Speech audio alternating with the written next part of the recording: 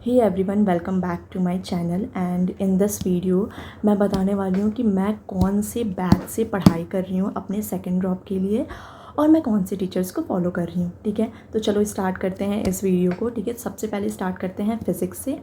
तो मैं physics MR sir से पढ़ रही थी अपने फ़र्स्ट ड्रॉप में, लेकिन इस ड्रॉप में मैंने सोचा था कि मैं एमआर सर से पढ़ूंगी, लेकिन मैं एमआर सर से नहीं पढ़ रही, मैं सलीम सर से पढ़ रही हूँ। इसका रीज़न बस ये है कि मुझे थोड़ी सी उनकी हैंड राइटिंग समझने में प्रॉब्लम आ रही थी।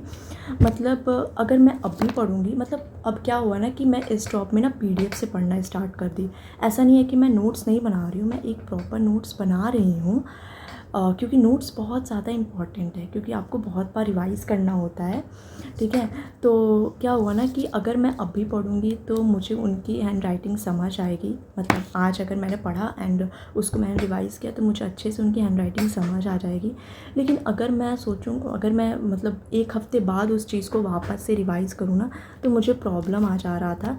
तो फिर मैंने सोचा कि क्यों ना एक बार सलीम सर को भी ट्राई किया जाए।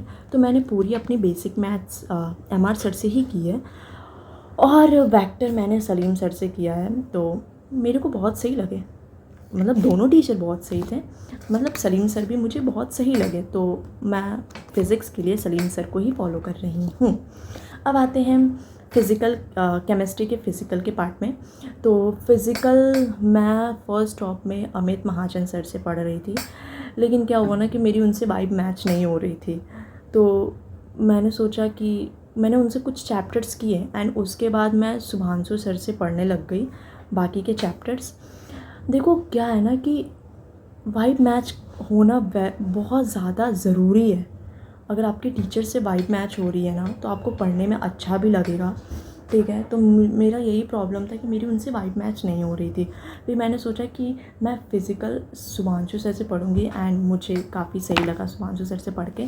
तो अभी तो मैं शुभांशु सर से ही पढ़ रही हूँ फ़िज़िकल के लिए।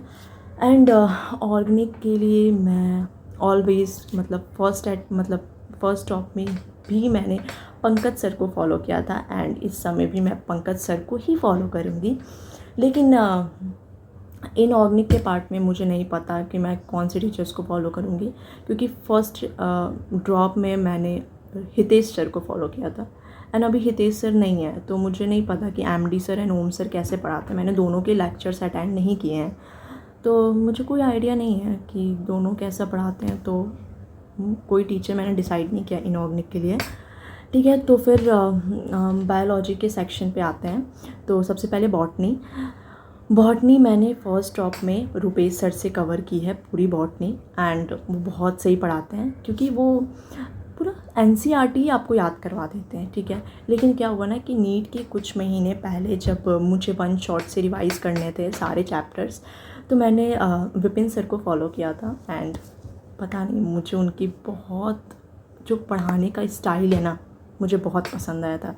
तो फिर मैंने सोचा कि मैं सेकंड ड्रॉप में मैं विपिन सर को ही फॉलो करूँगी एंड तक।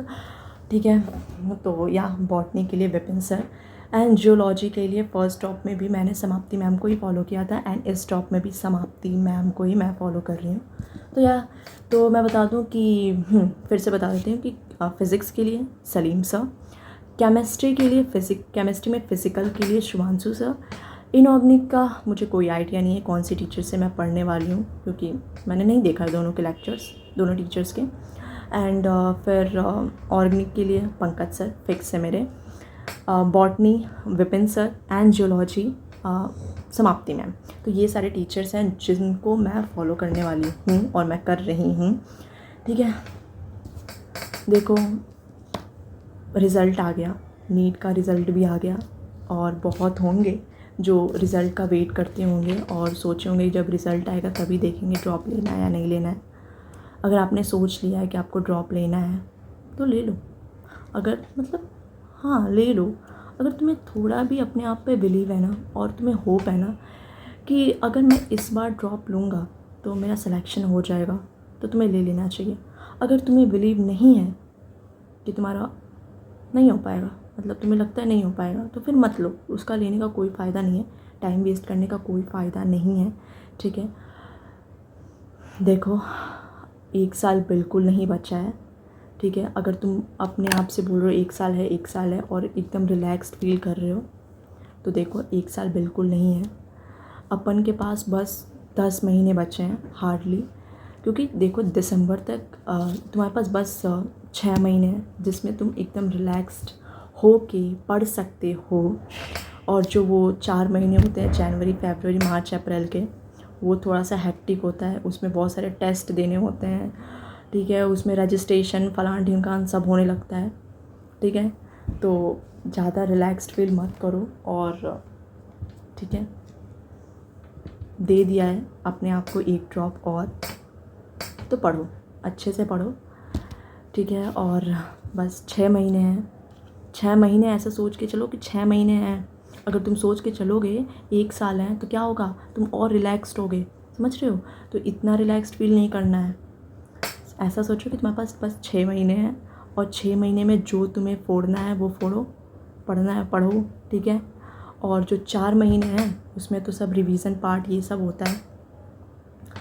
तो इस वीडियो को यहीं पे एंड करते हैं, और अच्छे से पढ़ना, खुश रहो, पढ़ते रहो। चलो बाय बाय। और हाँ, और लाइक कर देना, सब्सक्राइब कर देना, और कमेंट में बताना कि आप सब कौन से टीचर्स को फॉलो कर रहे हो, ठीक है।